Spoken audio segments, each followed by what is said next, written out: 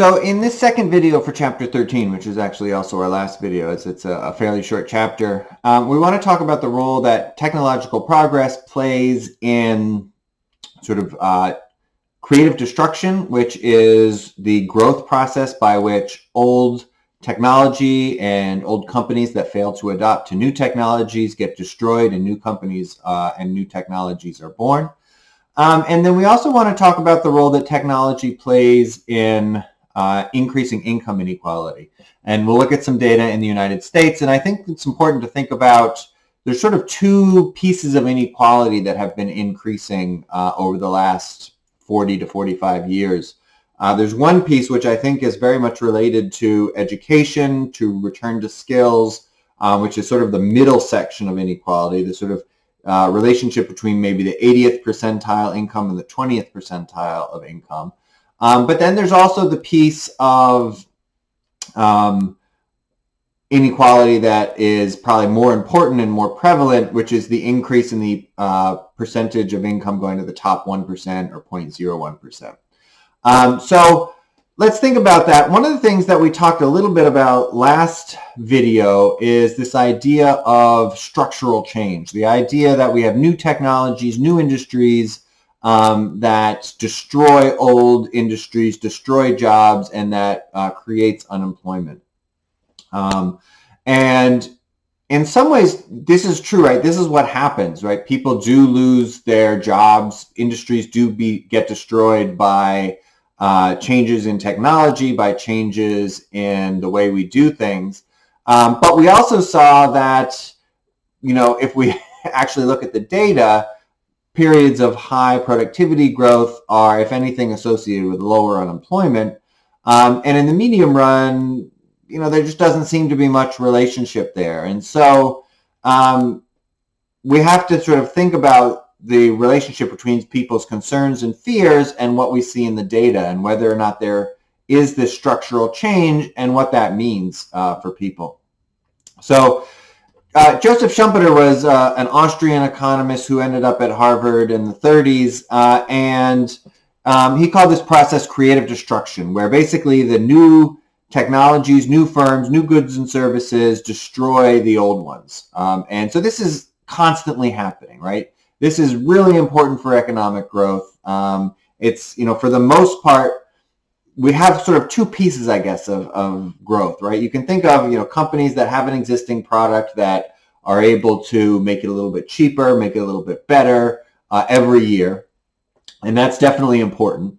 And then we have, new products, new processes, new technologies that are just coming out, somewhat unexpectedly and destroying old industries. And we see that as well in growth. And so this churning, right? This churning is really important in economic growth, and it's going to require new skills. It's going to make some old skills less useful. And it's going to mean that some jobs disappear. And then the question is, all right, well, do enough jobs disappear that we get higher unemployment? And what we saw is that no, not really. One thing that we do see in the United States is that the return to education has increased over the last 40 years, so that people with more education are earning, even more than they were compared to people with low education. And that has increased that sort of middle section of inequality.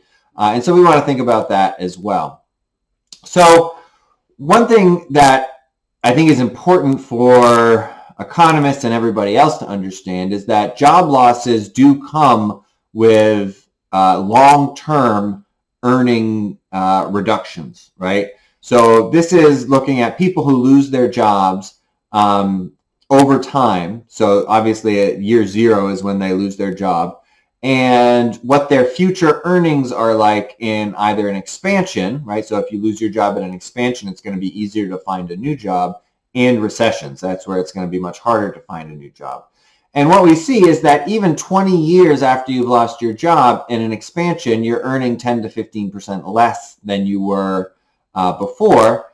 And in a recession, you're earning, 20% less. And so these are real concerns, right? Before, we only looked at the employment level. So these people are obviously employed, they're earning money, but they're earning less. And so this is obviously a major concern. If you, can't become as productively employed because of this churning, because your old skills are now obsolete, then you're gonna that's going to be a bad thing for you, right? And so I think this is really important to remember. And obviously, it's also different, for people who lose their jobs early in their career. Maybe they can, reskill, get retrained, find a new industry, versus people who might be, 40, 50, 60 years old when they lose their job, and it can be much more difficult.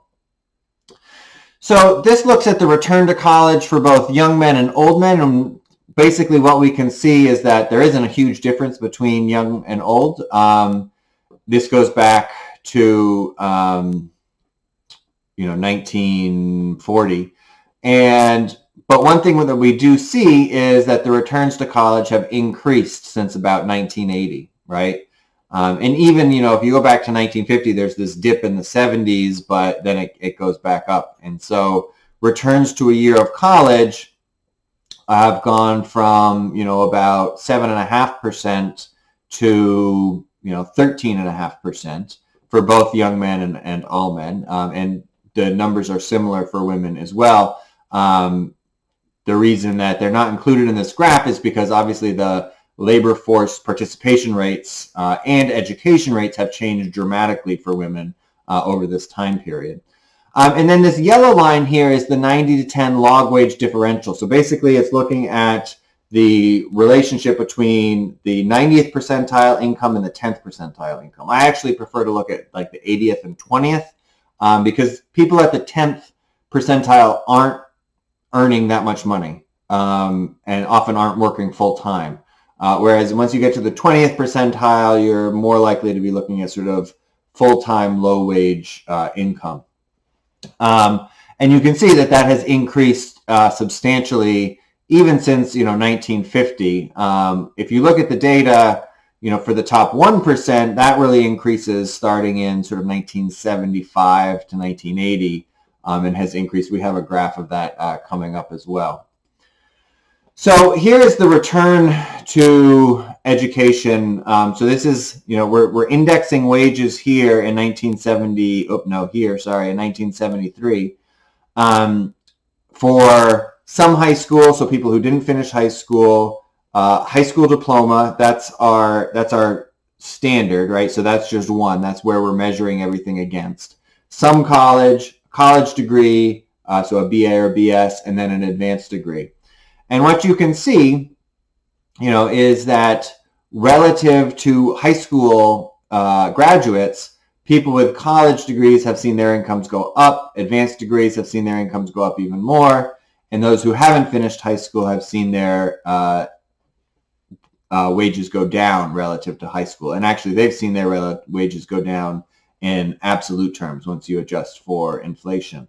And so this is definitely one explanation for what's going on with income inequality, but really that sort of middle section of income inequality. Because once you get above, sort of 80th percentile, almost everybody has a college degree, and there's not as much differential between college degrees and advanced degrees. Obviously that 1% does include a fair number of doctors and lawyers, who have the advanced degree, but it also includes a lot of business people who might just have a BA or a BS. Maybe they have an MBA. So if we think about this in terms of the demand for labor, there's a few things going on here, right? One is international trade. And so trade definitely opened up in, starting around 1980, but then definitely increasing in the 21st century. And one thing that happened there was that capital, firms went looking for lower cost labor, which firms have always done. Although, originally it was sort of within the United States, going from, high wages in New England to lower wages in the South and Southwest.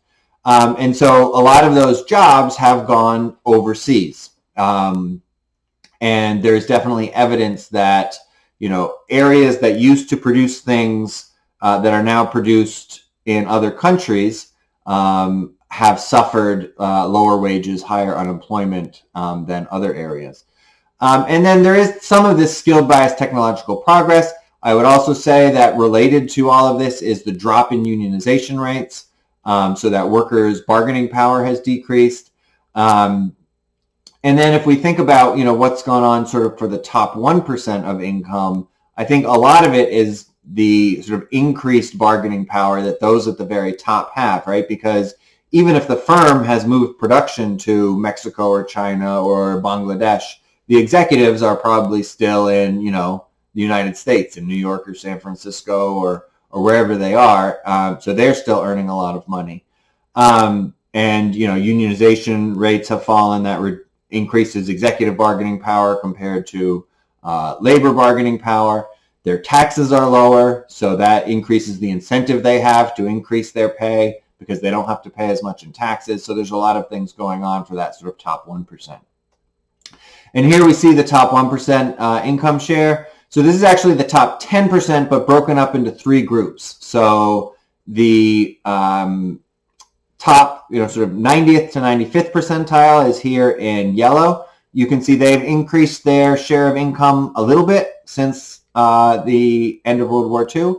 The top 95th to 99th percentile is in these magenta triangles. You can see they've increased their share of income a little bit more, but mostly starting in the mid-1970s. And then the top 1% income share are these blue triangles. And you can see they were pretty high in the roaring 20s, right? The Gilded Age of the United States. It fell through the Great Depression and World War II. It stayed low and even may have fallen a little bit more throughout the 50s and 60s and into the mid-70s. And then it started to increase substantially. And so this is really what's going on with income inequality. This is really where the action is. And so this top income inequality has increased wealth inequality as well. And as I said, I think there's a lot going on. It has to do with politics. It has to do with unionization. It has to do with international trade. It has to do with tax rates. All of these things have increased the bargaining power of those at the very top and decreased the bargaining power for, say, the bottom 90%.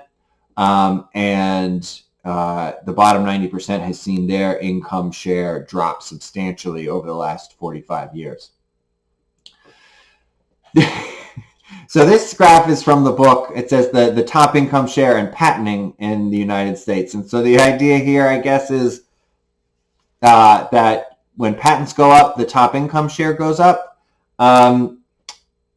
Let's have a different lesson from this graph. I think you should always be wary of graphs where they are time series graphs and they're both going in the same direction, right? They're both going up or they're both going down. And then say, oh, look, these are related. Maybe they're related, maybe they're not. So, one thing that is probably going on is just that patents became cheaper to file, right, because of information technology, while top income share was going up for other reasons. So I don't really think these two are necessarily all that related. You'd have to do a lot more careful econometric analysis to convince me of that. If you have a time series, 2 time series where they're going, like this, where their ups and downs are, where there's a bunch of ups and downs and they're closely correlated, then okay, yeah, like the output growth and the productivity growth, I'm more willing to accept that those are related. These I am much less willing to accept are related. So I think if you want to talk about the top 1% income share, and that's one of the things I like to talk about most, you really need to talk about the institutions in order to see what's going on, right? And you need to think about international trade, unionization, taxes, minimum wage, all of those things that have reduced the bargaining power for the bottom 90% and especially the bottom 50% and increased the bargaining power of that top 1%.